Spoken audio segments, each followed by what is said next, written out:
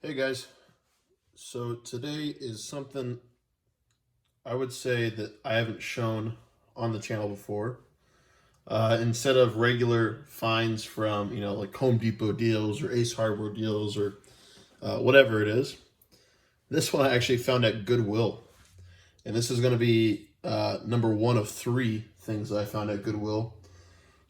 All very similar to one another in terms of brand and tool type, but very different in terms of vintage. So, with that being said, the first one that we're going to go over, this will be the first one posted on the YouTube channel, is a kind of the shittiest of the three, I would say. And that's pretty safe to say. This one was also the cheapest of the three. So I told you I got it at Home Depot, at Goodwill. This was $4. I know, crazy, right? Bunch of money, high roller.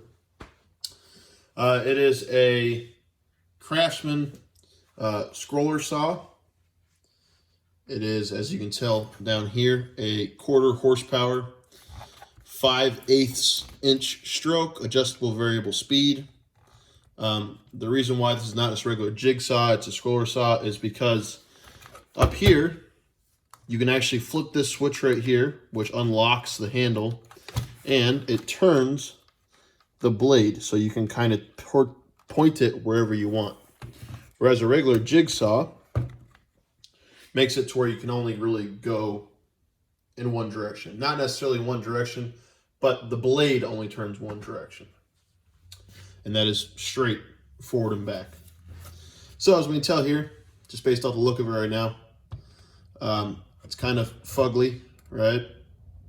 The foot is very rusted.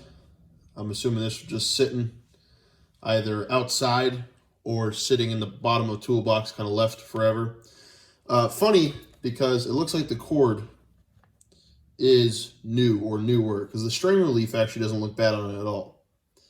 This is an older Craftsman, probably from the, if I were to guess, I'd say the 90s. Just because that style having Sears above the Craftsman logo. Typically, the 90s is that time frame with the Sears name on it as well. On the back, we see that it is not Sears Management Company, but rather, let's see if we can see that, Sears Roebuck and Company, made in the United States. The model number 315172070.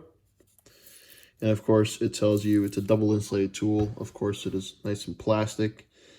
Scroller saw and 0 to 3,000 RPMs. This is probably the worst thing that cannot be fixed on it, or can be fixed, but it's not gonna fix it, is the stupid ass engraving on it, which you gotta love people that just make their tools less desirable by sketching their name into it. I guess if you worked at a workplace with a bunch of people, maybe that'll differentiate your saw, but it's just kind of obnoxious as a home consumer of a tool.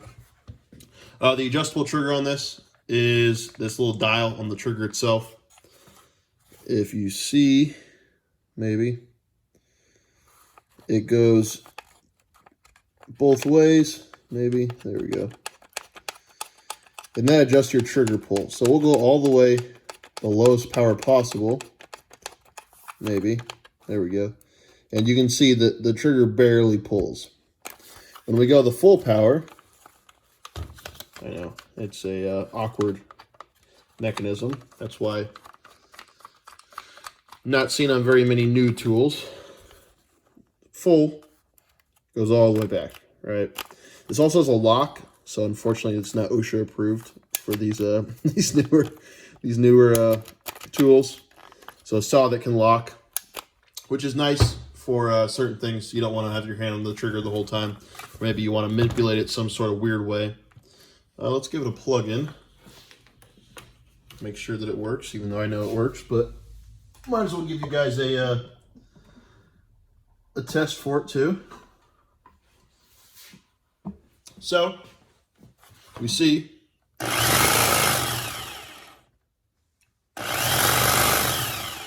so the fact that this is the mechanism for changing speeds also means that the trigger speed, so the speed of the tool, is 100% based off of the trigger, right? It's a variable trigger, meaning if you pull it a little bit, it goes a little bit. If you pull it a lot, it choo-choos, right? Overall, for $4, I mean, you can't go wrong with a $4 saw that actually works like it's supposed to. All parts of this saw work. There's nothing that's broken about it. I plan on, in the future, making a couple of videos with this saw, or maybe some update videos. I don't know. I haven't ever tried a video of like actually doing something as it's like happening in terms of cleaning up stuff. Usually it's after the fact. But if you guys would like, I could try to clean these up on camera. We'll see how good that works. Me and editing don't go hand in hand. As you can tell by none of my videos have any edits on them whatsoever. But we'll see. That's what I'm planning on doing. So we'll hopefully it'll entertain somebody. One more thing, I guess, that I did notice on this, of course, because it is a double insulated tool. There is no ground on the plug. This is the original plug. There is no ground. It's just the two conductors, because it is, again, a double insulated plug or an insulated tool. You're not going to kill yourself on it. So if you have any questions on it, I know it's a short video. Let me know. Please keep a lookout for the other two videos on the other saws I picked up. And then we will get into, hopefully, cleaning some of these babies up, making them look not so absolutely disgusting. Fingers crossed.